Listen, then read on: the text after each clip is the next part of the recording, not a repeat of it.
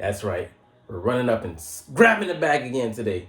Running off with the bag, the Eagles mailbag. Ain't got no cash in it, so don't worry about that. Anyways, we'll be answering some questions unsolicited because you didn't write into me, you wrote into this guy, but I don't give. I'm gonna answer your questions. I'm the captain now, as well as look at some Jalen Hurts analysis and other news around the league. What's up? It's your boy Cintron. Come back at you with another analysis / news video, and I kid you not, that's my real name. And man, the mailbag. Let's get to it. Could the Eagles use rookie D tackle Jalen Carter at times on offense? I mean, that's a good question. I would add some caveats, and I love it. There was a D tackle I remember in the past that we used in such ways, as well as some other players. So utility, I'm all for it. Philly, you want Philly? I like it. I love it. So, anyways, first question: which players would transition best to being on the opposite side of the ball, and where would they play? Jalen Carter and Jordan Davis. I like that. So Jalen Carter played fullback blocking, but the dude also has hands. Go look at this play here. He made a nice short reception, and like a tight end. I mean, it was a decent route, man, for him. Like his body, just the fluidity with which he moved, and natural hands. Yeah, the guy bounced off of him. He didn't even feel him. It was like that Ray Lewis and Ocho Cinco hit where he's like, "Oh, you hit me? I didn't even feel you." It's so disrespectful, bro. But I mean, it was a nice sign, and it could be a interesting caveat to the offense in trick plays, something that is in the bag, just to pull out at some point, and just to threaten, put them in there, just to give opposing defenses something to think about. I mean, I wouldn't want to tackle this guy. Like, he don't be wearing the number 88, but man, it's just fierce. 310 plus pounds coming at you. Ooh, you're asking for a lot. All right, anyways, how concerned were you with Carter's character concerns before the draft, and has anything he said, done since then changed your view on him? I would say there's a couple interesting points on this. I was, but I mean, the kid's been through a lot. He wasn't responsible directly per se for that accident that happened. And, he didn't put a gun to the guy's head or lady, whichever one it was driving, and made them race alongside them. Yes, that was reckless. That was stupid. But they have to be held responsible. And yeah, they're suing the university and also trying to sue Jalen Carter for being culpable in that accident when nobody made your kid do that. I get it. You want somebody to blame. Last shot, you're going through a hard time. It's just impossible time as a parent, but it's misdirected anger. Yeah, you have a right to be mad at him to a certain degree, but you should be more mad at your child. And I know that's a harsh thing to say, but it's just the truth, and we don't allow on the channel. No matter what it is, I know that people might unsubscribe, click off. What can I say? I'm gonna keep it real with you. I appreciate one of the, maybe is a new subscriber, but he's like, you keep it real. I try, man. I try. I'm not going to sit up here and just tell you that it's raining when it's scorching hot outside. But, the guy, I mean, I think what his actions sense, it's, of course, a short sample size, and it's very, over a short duration as well. But he looks like he's hungry. Like, he's motivated. He's got a huge, massive, mountain-sized chip on his shoulder to go out there and prove people wrong, and to prove the Eagles right. Because how he said after drafting him, it was a little touching. He said, "Our job is not to come in and judge this guy. Our job is to wrap our arms around him and help him to grow." I'm like, that was poetic. I mean, even if he's just saying it just for the cameras, that means a lot. I know it did to him. He had tears in his eyes going up there because, it was a dream realized, but realizing that his mistakes didn't cost him, even though, youthful indiscretions. We've all had them. We all haven't had the luxury of being in front of America making our mistakes at the age of 21. I'm sure we've had a lot of things we want to take back. I can personally vouch for that. But, it's been good to see that he looks serious, and it's up to him. We'll see what becomes of his career, and what kind of player he develops into, and more importantly, what kind of man he develops into. But man, it's I think he looks contrite, but hey, I'm some guy on halfway across the world. I don't know him. I'm just gathering in, from the inside out. I mean, from the outside in, and hopefully he shows the inside outs, to the world. But we'll see what he's worth, both as a human being and as a player. But I definitely think he can bounce back. And, he was just going through mentally a lot. It's all weight on your mind. You gain weight. You're on the road, and you got to do these workouts. And football is maybe, one of the last things on your mind. But you have to go out there, and put yourself through this process, because it's not going to sit there and wait on you. Life doesn't wait, so. All right, a lot about Jalen Carter there. But anyways, would it be crazy if Jalen Hurts had a Carson Wentz 2018 like regression from his MVP caliber season? Or is that an unfair comparison because the teams are so different? I don't think it's not even about the team. It's about the burning fire, the immolating individual that Jalen Hurts literally embodies. Like, he won't let a regression happen. And statistically, he can take a step back. He might throw more picks. He might have more fumbles. But it's going to be unquestioned week to week, practice to practice, that his heart is going to be in it. He's going to be doing whatever he can to improve, to study the playbook, to take advantage of weaknesses of opponents, to break them down, to make in-game adjustments. And he was in the Super Bowl calming Nick Sirianni down from a provoking, opponent when he was teasing, taunting the Kansas City Chiefs. He was telling Coach, he said aggressive, but he said it strong enough that he's like, we haven't won anything yet, Coach. I mean, let's just focus on make the main thing. Focus on the task at hand. For a 24-year-old player to be telling you that, and you're the fucking head coach, what does it say about his character? What does it say about this young man, his maturity, the level of gravitas he had, in that moment to realize to keep his focus on the prize. His eyes were on the prize squarely, and he can't be counted amongst the reasons that we lost the game. Yeah, he fumbled, more than made up for it. Gave us a 10-point lead going into halftime. Man, it's just amazing, bro. Like, Jalen Hurts is such a man. Like, I don't see it happening. Like I said, he could take a few steps back, due to, defenses, adjusting to him, scheming for him, even more so now that they've seen a full season of him unleashed in an offense and him taking the next step. But I believe also he's trying to take the next step of being a better pocket passer. And there's an article that covered that. I forget where because I consume a lot of content. Pause. Not just for dietary reasons. But, football diet. But anyways, he is trying to become like the best, and he's so focused, so honed in on that, so in tune with what his coaches, want him to do and what he wants to become, trying to meld those two visions into one, bars. But like, he is just, he's the hungriest individual out there. He's putting in the time and dedication, going beyond that, calling his coaches up, challenging them, asking them, to work for him, to send him in plays and stuff like that. After Super Bowl, it's incredible, the work ethic this guy has, the determination, the temerity.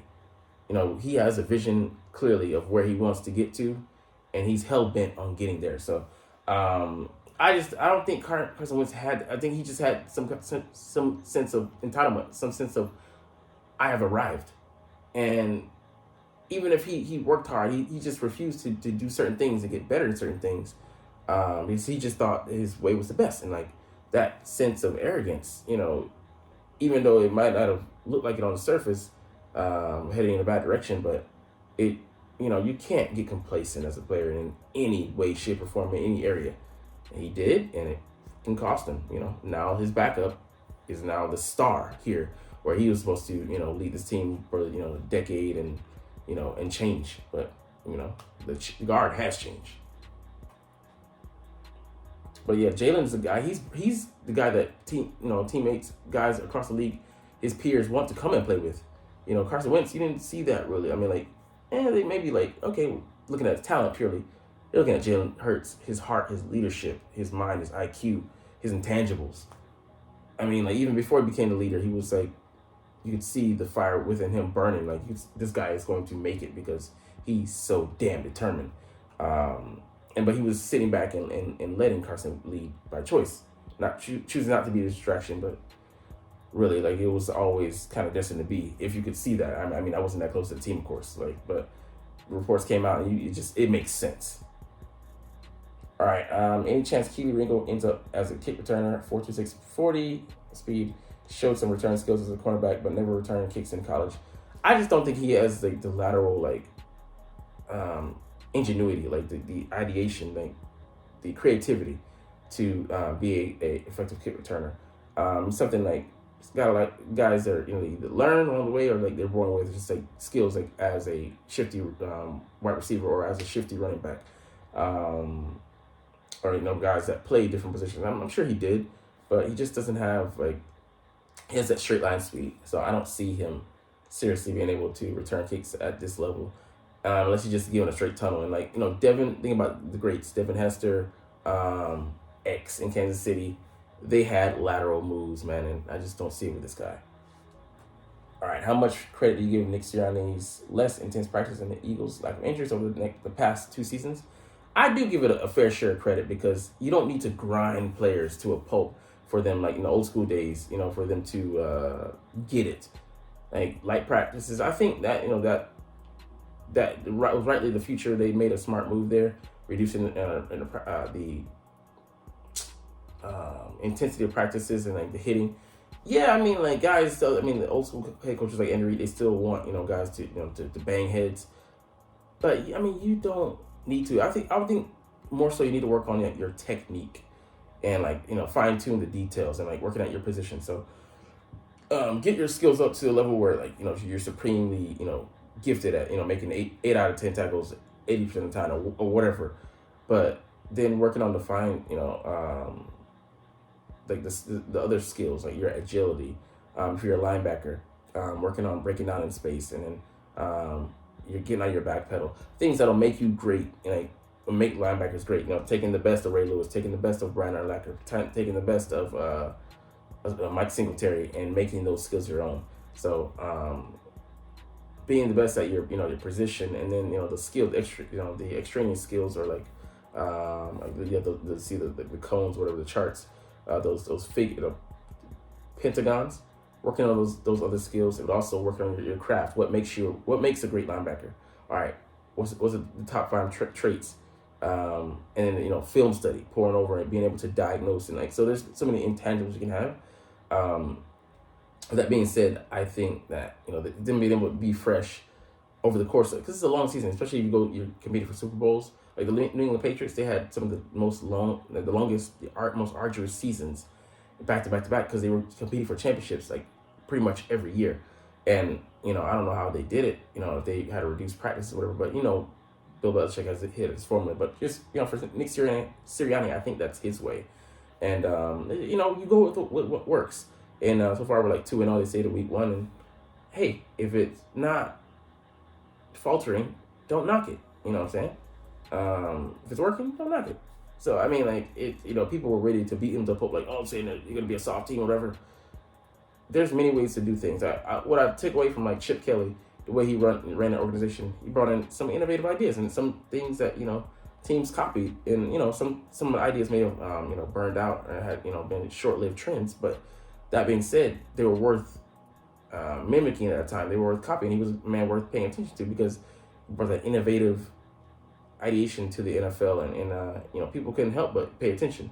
And some of it, like I said, it works and it sticks, and some of it evolved into other trains of thought and other belief systems. So, I mean, it's the NFL is made to be, any sports league is made to be an amorphous being where you can combine this, engulf this, evolve, have a chain reaction of some sort, and then you discard the waste. What doesn't work. So that's how any league is been brought up to this stage, the level, the arena, to the the grandioseness or mediocrity level that it's been culminated to today. So all right, chances on Eagles being a late season Thursday night flex. I mean, they have to right through these 13 and 17. I think the most likely would be the Cardinals, but I don't know. I mean, we'll see how they do it. But some of the games aren't eligible. But I think this one, and then week 13 game is these are eligible. Yeah. But anyways, might not happen, but I think it might happen realistically speaking, with one game. Which game do you think they'll break out the Kelly Greenwood uniforms? Don't care. Just want to see him. What are the top 5 worst jersey numbers? Gonna skip this one too because don't really care. This is just off brand. But anyways, that's it for today on this front. Now we're gonna look at an interesting article, and that's a video I watched actually. I don't remember the name of it, so you have to search it for yourself. But they talked about Jalen Hurts and him being a deep ball thrower and how transformative that was for our offense last year. So Jalen Hurts is one of the NFL's elite deep passers last season. Who had a great part in playing in that? A.J. Brown. He had 1,496 yards. So that's year 11 touchdowns, tied his career best, and I think 88 receptions. And yeah, it was just a banner year for him. I don't know if he had a 100-catch season before that, but yards-wise, it was his best career season, and his usage changed. Like he was even used just like the Titans AJ short intermediate routes. So we really start unlocking him deep in some intermediate routes where he could catch the ball and run space because they were scared of Devonta Smith on the other side, and then had to be wary of the Dallas Goedert and then wide receiver 3 and other options we had in the offense, outlet backs and stuff when we would use them, chiefly Gainwell. But we were able to untrack him, and there's a beautiful video that like just perfectly paints a picture. He does a great analysis. I forget the guy's name, but great video. I know that wasn't very useful, but I mean, if you guys want to dive into that video and give analysis, I'd love to, but I know you're not even watching, so it doesn't matter. Anyways, the last bit of news we'll get today is some articles that hamper on things around the league developments. So linebacker Leonard Floyd finally signed for the team. It's the Bills' 1-year deal. He's reunited with Von Miller there and his teammate in LA when they won the championship there. And it was rumored to sign with us. Joey Shakes put out a false title and they hammered him for that. He lost some subscribers. So you gotta watch those the content you put out, man. Your fan base, listen to them. But yeah, great signing for them. They have 2 bookends, nice. I mean, they're 30 plus, but they can get after it. And they have a plethora of other guys that are coming into their own. Greg Rousseau and some other guys that can make life difficult. Yeah, he had 8 sacks last year. So did Von Miller, but he had the ACL injury, went out. Let's see, what's his name? Jahan Dotson on the offensive coordinator. Eric Bieniemy, he came over from the Chiefs, brought culture to Washington. So you're saying you didn't have culture before? Like, this just highlights the ineptitude of the Washington Commanders. I almost said Redskins because, bad habit, or old habits die hard. But, so you're saying that, you guys didn't really have anything, last year that, really stuck, or, like, he's reinvigorated, he's overwritten, you guys, basically what you did last year. So it just makes you guys a laughing stock. But, just stay there in the cellar. I think you're going to finish 4th in the NFC Beast. I mean, you're gonna maybe be nice, have a record, good record. I mean, not a good record, but have a good team. But your record might not reflect that because your schedule, like every team in the NFC East, is gonna be tough this year. So, and you had 3 other teams that made the playoffs last year. So yeah, you have to trump one of them, and you're not coming out on top of this division, and not in the foreseeable future either. So, anyways, that's all we're gonna get into today. But like I said before, you're not even watching though, but it's all good. Because as always, it's fly, Eagles fly. And let's motherfucking go! Like, comment, share, subscribe Thanks for watching. Check me out at Cintron, Cintron Anime, Cintron Life, or Cintron Laughs. Or other social media.